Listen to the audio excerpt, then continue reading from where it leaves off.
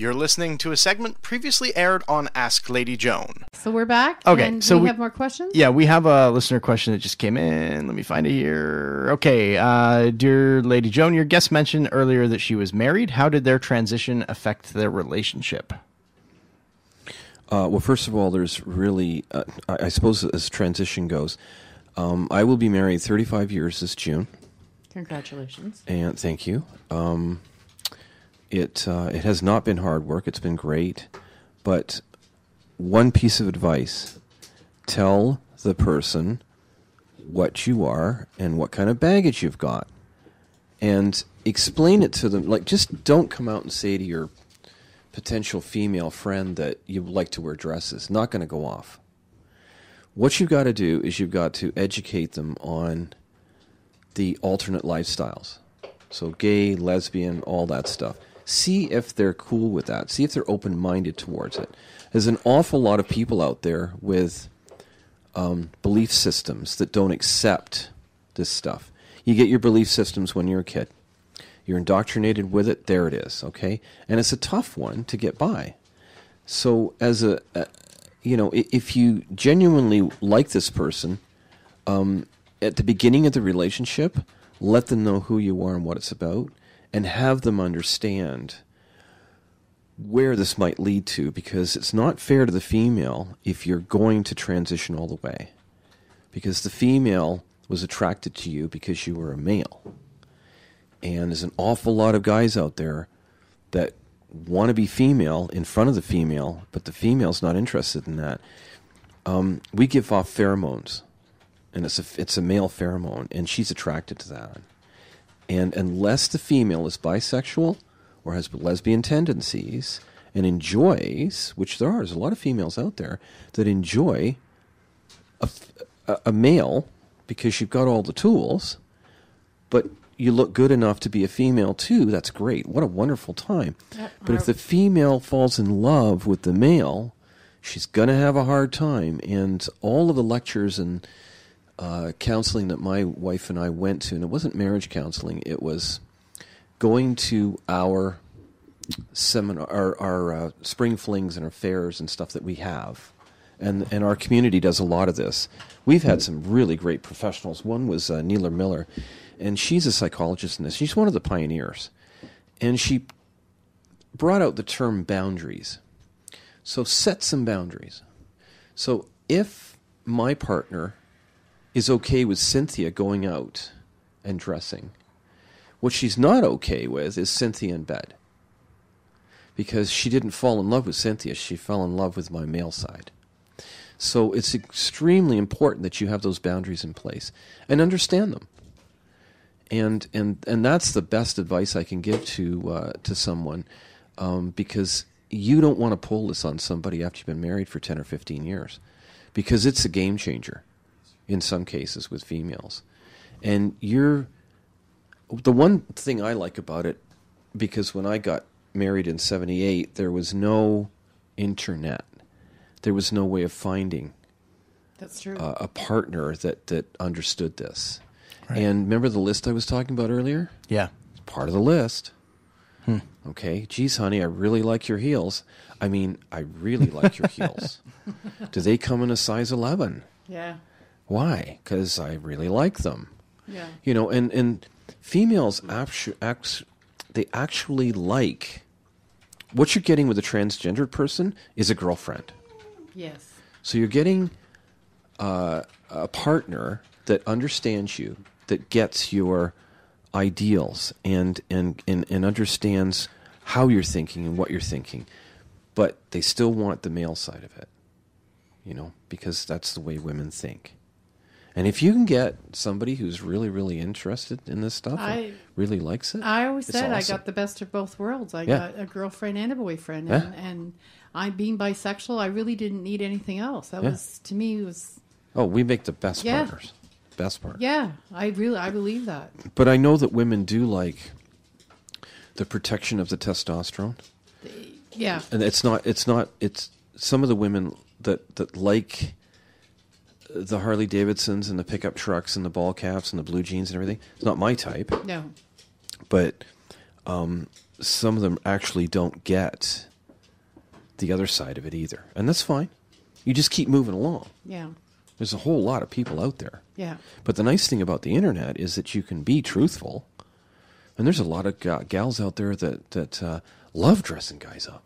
Oh, we have Dolly syndrome. Yeah, well, we have forced feminization too, but Yeah. it's kind of hard to, as I always said to Lisa, it's hard to force feminize you when it's like, here, put this dress on, okay, okay, these heels, okay, and put this lipstick on. I like this color. Oh, okay, like it's like, Well, wait a that's minute, that's a bit of a dream come true. yeah, But as long as everything else is there. yeah, Because that's a catcher too. I mean, if you find a female that's like that, but then they're a nightmare to be with on the other side of the fence, oh, that's not good either. No. So my partner is more than tolerable. She's a real sweetheart. Mm-hmm. But we do have boundaries. There's, like if I want to dress up in a dress and heels for the evening and sit and watch television, I don't expect her to come up and hug me, and want to smooch and stuff, because I'm identifying as the wrong gender and she's not into that. So you've got to understand that stuff. And the unfortunate part of it is that this, because it's sexually based, takes over your brain. Mm-hmm. And when I say sexually based, it has its strengths and weaknesses. So there's guys that genuinely get off on this. I don't necessarily. Mm-hmm. But there's an erotic side of it. Simple example. Hi, honey, we're going to go to the flea market on Saturday. Her brain goes, a blue jeans, sweatshirt, whatever, running shoes, off we go.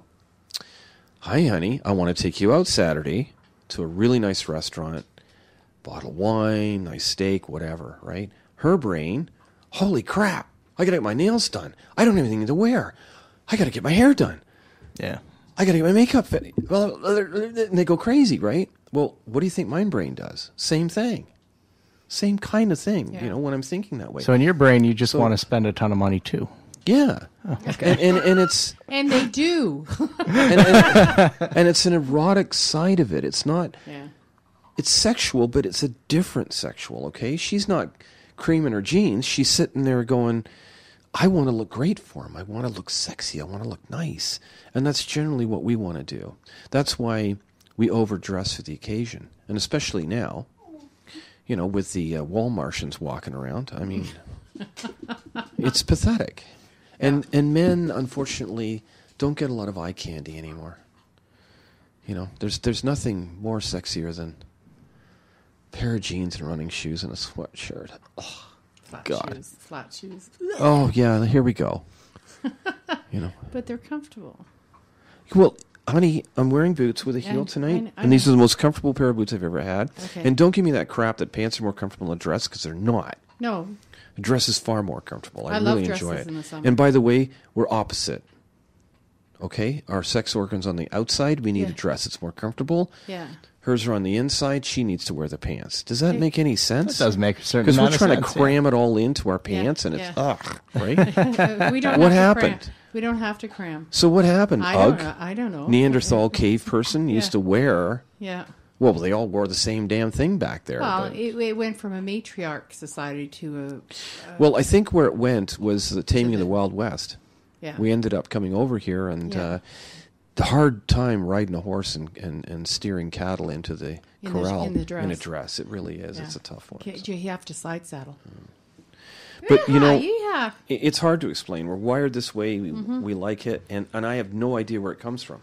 There's a lot of theories on it as to hormonal wash when we're kids or whatever, but I'll tell you right now, it doesn't go away, so don't put it away. Yeah. And there's an incredible amount of people that hide it. So they'll join the military, police, fire, football, whatever they want to do. Right. And then they get to the point where I can't do this anymore. I have to be who I am. Yeah. And it's the hardest thing to do. It really Well, is, it's like because most people inside, you try to hide it or you try to change or whatever, and eventually the person that you really are comes out. Like if you're starting to date, I'm just saying, like if you're starting to date someone, a lot of times you put out the best foot forward, Yeah. and then you try to pretend that you're something that you're not, so that the other person is attracted to you. Eventually, somewhere along the line in your relationship, you have to be who you are. But the difference between this and, say, being gay is that when you come out at the workplace, you're still Right. the same person. Right. I just want to bring my partner to the Christmas party. And unless I'm the flame side of the gay relationship, Yeah. I'll be okay. Yeah. I'm not going to come in and go, oh my God, you look great. Really? Seriously? Oh, I wouldn't wear that shirt. This looks terrible on you. So unless you're like that, there isn't a lot of change going on. Yeah. But when you come into work and you want to dress in a dress, but you kind of want to do that Monday and Tuesday and not Wednesday, Thursday, Friday, Right. it's a tricky one. That's a real hard one for an employer. I understand the rights. I understand everything else. But Right. unless you want to do it full time, Yeah. so June the 1st, I'm coming in as Cynthia. That's it. End of game. Yeah. We're done.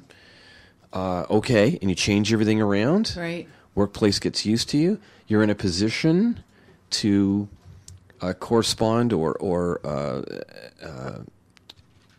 talk with the public or whatever you're doing in your job. Great. But if you try that part-time, it's a tough one. And yet the legislation that's coming out is saying, I can. It's my rights. Wow. So you might find yourself... That was a meteor hit outside, but we're okay. The flames are gone down and we're all right. But if you want to... if you want to do that, I think you're probably going to go from a front-end sales position To the back end. to a back-end putting stuff in boxes because it's Yeah. going to be tough. Anyway, I see by the clock it's almost time to say goodnight. Really? Yeah. Yeah, it's 8:59. Oh, I talked too much again, didn't That's I? okay. I just want to thank you for coming and joining us, and I hope that you can come again. And again, if you're interested, look up expressionsdark.org. That's expressions with an X. And of course, this is Ask Lady Joan, and check us out on YouTube. To hear more Ask Lady Joan, tune in every Wednesday night from 7 to 9 p.m. Eastern, only at AskLadyJoan.com.